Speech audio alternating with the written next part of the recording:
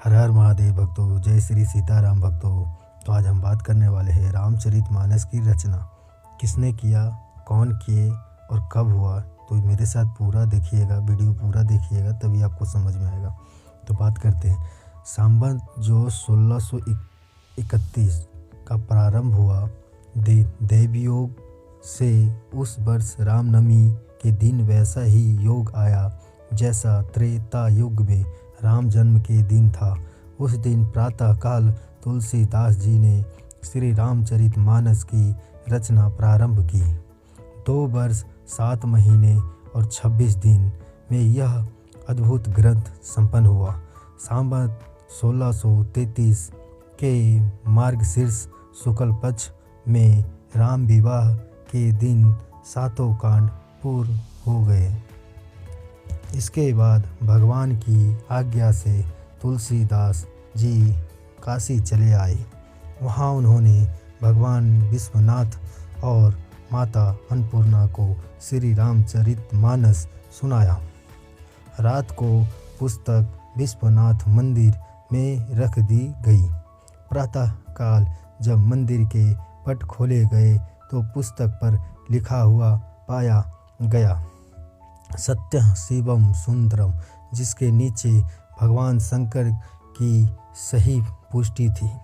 उस समय वहाँ उपस्थित लोगों ने सत्यम शिवम सुंदरम की आवाज़ भी कानों से सुनी। इधर काशी के पंडितों को जब यह बात पता चली तो उनके मन में ईर्ष्या पूर्ण हुई। वे दल बनाकर तुलसीदास जी के निंदा और उसे पुस्तक को नष्ट करने का प्रयत्न करने लगे। उन्होंने पुस्तक चुराने के लिए 2 चोर भी भेजे।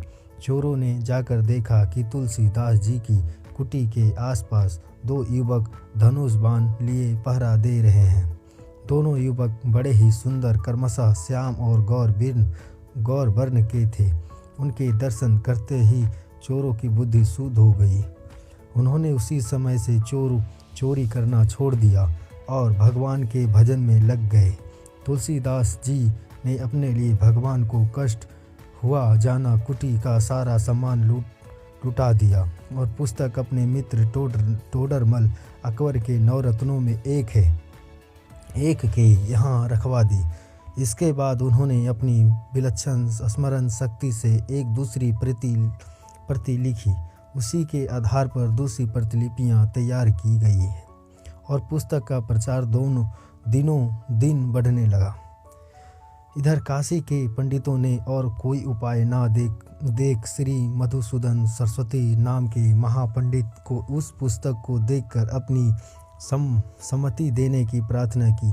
मधुसूदन सरस्वती जी ने उसे देखकर बड़ी प्रसन्नता प्रकट की और उस पर अपनी ओर से यह टिप्पणी लिख दी। आनंद कानेन हर्षिमज्जलमस्तुलिस्त्रः कविता माग्जरे भाते राम भ्रमरभूषितः। इसका हिंदी में अर्थ इस प्रकार है। काशी के आनंद वन में तुलसीदास आश्चर्य चलता फिरता तुलसी का पौधा है। उसकी काव्य मजरी बड़ी ही मनोहर है, जिस पर श्री राम रूपी भंवरा सदा मंडराता रहता है। पंडितों को उनकी इस टिप्पणी पर भी संतोष नहीं हुआ। तब पुस्तक की परीक्षा का एक अन्य उपाय सोचा गया। काशी के विश्वनाथ मंदिर में भगवान विश्वनाथ के सामने सबसे ऊपर वेद, उनके नीचे शास्त्र, शास्त्रों के नीचे पुराण और सबके नीचे रामचरितमानस रख दिया गया। प्रातःकाल जब मंदिर खोला गया तो लोगों ने देखा कि श्री रामचरितमानस वेदों के ऊपर रखा हुआ है। तब तो सभी पंडित बड़े लज्जित हुए।